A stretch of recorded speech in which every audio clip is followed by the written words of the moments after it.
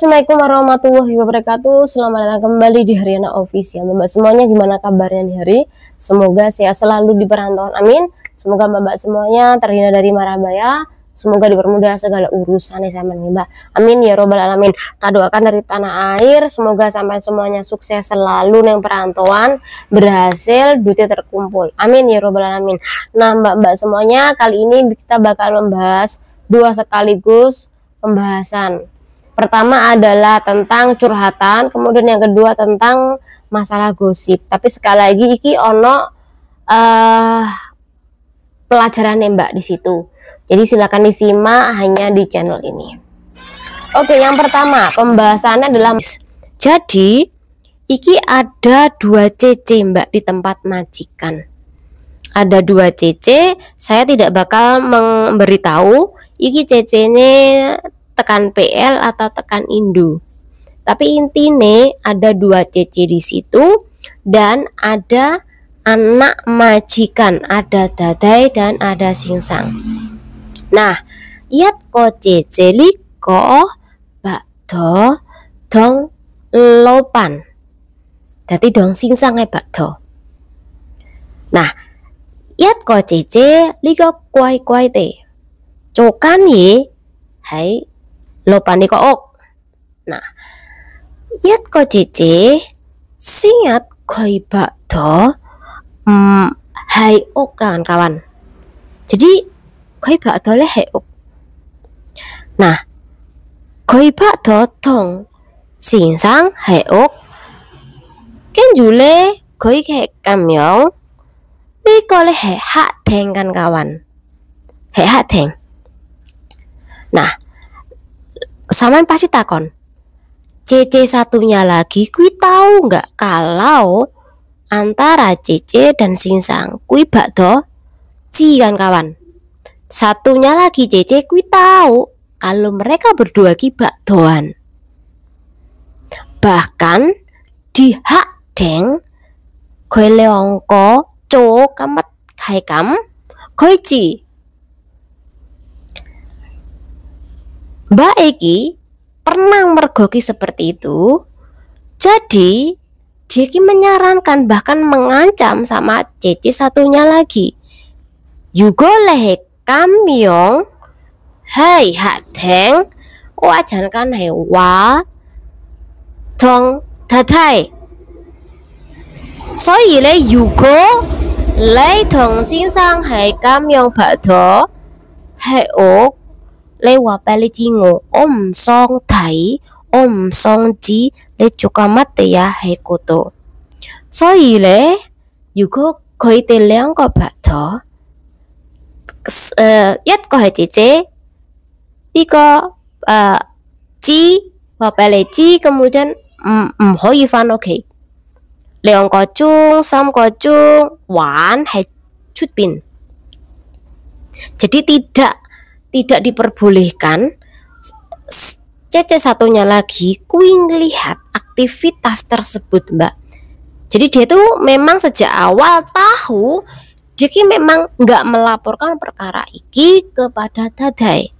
Pokoknya mbak Eki keep silent mbak, urusanmu lekan apa-apa ya kui urusanmu. Tapi sampai saat ini memang antara CC dong Singsang memang nggak ada yang tahu mbak. Intinya ya cuman CC saja. Karena apa? Karena ketika semua orang kui tidak ada di rumah, barulah mereka bakdoan mbak. Tapi ketika mereka semuanya, anaknya, CC satunya lagi, kemudian dadenya, kalau pulang ya mereka biasa aja. Tapi kalau heok moyan, he kamyong. Jadi di dalam kasus iki apa sih manfaatnya? Pertama adalah oke, mungkin CC satunya lagi kui gak lapor, bagus. Tetapi yang namanya hati orang kan sulit tebak toh mbak. Saiki gak melapor nih. Tapi lek sampean suatu saat kui nyakiti hati CC satu lagi, bisa saja sewaktu-waktu dia melaporkan tentang perihal Anda, tentang majikan laki-laki Anda juga. Bisa juga sewaktu-waktu tiba-tiba dadai kui ono perasaan, ono feeling. Terus apabila dia memasang CCTV, lah apa enggak merongo sampean? Tahu nih, sampean sama Goilokong he tim yang heok. Karena apa? Dia deng kan kawan, dia deng seperti ini. Lelek dipasang apa enggak, malah enggak ngisin sampean. Terus sampai sampean tahu, dan kemudian pasti video sampean, foto sampean ini diviralkan yang stasiun TV. Terus akhirnya yo mempermalukan PRT Indo juga nantinya. Jadi tak sarankan lek sampean nakal jangan dibawa pulang ke tempat majikan, walaupun memang banyak kasus seperti ini. Iki ono memang sing nakal, tapi ono juga sih yang sejak awal konsisten menolak dalam kasus iki. Tapi ono yang menerima dengan sukarela. Perkaranya apa? Biar dia aman kerja di situ, biar dia bisa mendapatkan penghasilan tambahan. Bahkan yang paling parah, kuwi gratis juga ada mbak. Karena apa? Kesemsem sama sinsang tadi. Ono mbak kasus juga yang sama, kesemsem suka karena perkaranya gede putih, kesemsem akhirnya yukui dikasihkan walaupun itu gratis mbak. Jadi dalam kasus ini hati-hati, karena yang namanya sip bisa saja berputar, bisa saja Anda ini ketahuan apa yang Anda lakukan di tempat majikan, akhirnya viral. Gak hanya sampean saja yang malu, sesama wong Indo juga pastinya malu. Yang paling parah ya kui your parent yang Indonesia. Salah satu temen kita kis yang baru bekerja di negara Hong Kong, dia ki dapat 15 bulan di tempat majikan nih. Jadi kurang 9 bulan lagi mbak iki wis finish kontrak. Tapi selama 15 bulan iki mbak mengalami sing namanya keteraumaan akibat majikan iku jahat banget mbak. Pertama adalah mbak iki bangunnya jam 6 pagi mbak, kemudian iki tidurnya jam 12 sampai jam 1. Mungkin kalau mbak-mbak bisa istirahat siang, bisa main HP siang, mungkin bisa mengurangi rasa penat sampean. Tetapi kalau mbak iki panggil aja mbak iki dari jam 6 pagi sampai jam 12.30 bahkan sampai jam 1 malam harus terus-terusan bekerja mbak. Kalau dia ini mau rehat dipanggil lagi untuk mengerjakan sesuatu. Kalau dia sedang makan dipanggil lagi mbak untuk mengerjakan sesuatu. Intinya mbak Iki memang tidak diberi kesempatan untuk istirahat siang. Bahkan ketika istirahat pun mbak Iki harus terus dipanggil oleh majikannya. Dan kemudian mbak Iki dalam satu rumah iki ada 6 orang, dan ada singsang kisama nenek yang tidak pernah keluar, singsangnya tidak pernah kerja. Jadi yang kerja kui cuman dadene. Dan setiap hari mbak Iku ngeliat singsang dan dade, dipantau oleh singsang dan dade. Bahkan ketika mbak Iku kerja dalam pemantauan mbak, nanti setelah dia selesai kerja, nanti singsang ataupun nenek nanti ngecek mbak, dilihat cocok apa enggak, bersih apa enggak nih. Kalau enggak bersih, kalau enggak rapi, mbak bakal dimaki-maki oleh 2 orang ini mbak, dimarahin oleh 2 orang ini. Jadi intinya mbak Iki stres dalam kondisi ini.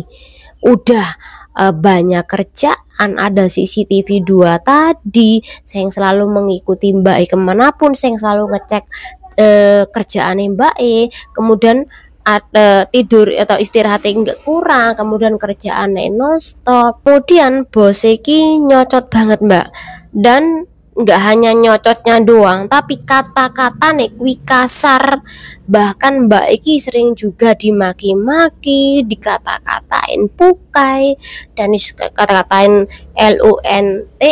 Intinya iki majikannya iki memang congore sing enggak kayak uang pendidikan mbak. Kemudian ukuran rumah majikan iki cuman 500 foot, jadi enggak lebar mbak, cuman 500 saja. Jadi udah ukuran rumah flat majikan kecil, ditambah lagi majikan bisa memantau, 2 orang mbak memantau. Stres nggak? Pasti stres. Makanya mbak tanya, ada nggak sih majikan yang seperti ini? Kok aku kok capek ya mbak, kok lelah sekali dalam kondisi ini. Tapi dia ingat nih, dia mau finish kontrak kurang 9 bulan lagi. Jadi di dalam kasus ini kita bakal membahasnya mbak. Oke, sekali lagi, bertahan mbak jika sampean mampu. Tapi jika Anda tidak mampu, jangan bertahan, karena kasihan sama mentali sampean.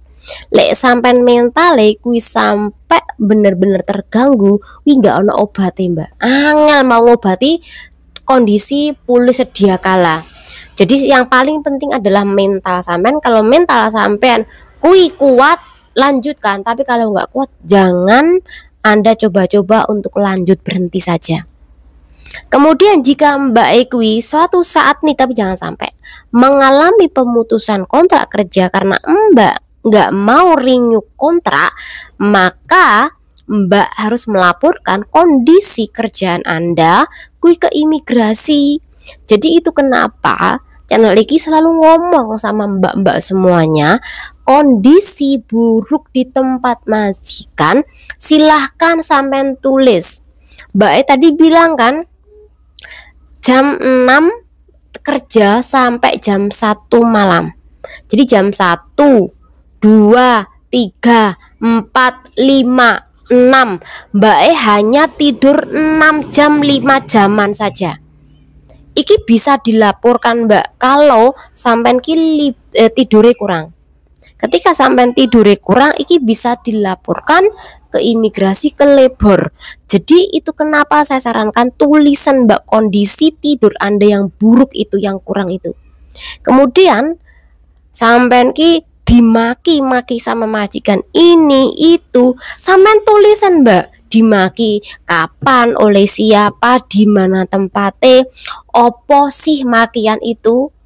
Lek sampean kui sudah ada bukti semuanya, ketika sampean nanti diintermit oleh majikan karena sampean nggak mau renew kontrak, sampean ada bukti. Nah bukti itu bisa Anda laporkan ke imigrasi, bisa juga Anda laporkan ke labor mbak. Jadi visa sampean ke depannya kui bakal dipermudah turun nih, itu saran saya. Jadi itu kenapa bikin catatan tentang kondisi sampean kerja di tempat majikan. Kemudian untuk masalah oleh majikannya sampean kui ngatain sampean macam-macam, itu kan namanya pelecehan secara verbal kan. Nah sampean kalau digitukan oleh majikan Anda, sampean ngerasa sakit hati, kemudian sampean kui sedih, kemudian sampean kui nggak bahagia sekali, dan kui terus-terusan terjadi, akhirnya sampean kayak uang stres, bingung, sampean bisa melaporkan perkara ini ke labor mbak. Majikan harus mengganti rugi masa-masa sutrese sampean. Bahkan majikan bisa dituntut secara hukum, bisa dipenjara, juga bisa didenda ketika CC-nya dimaki terus-terusan kemudian stres.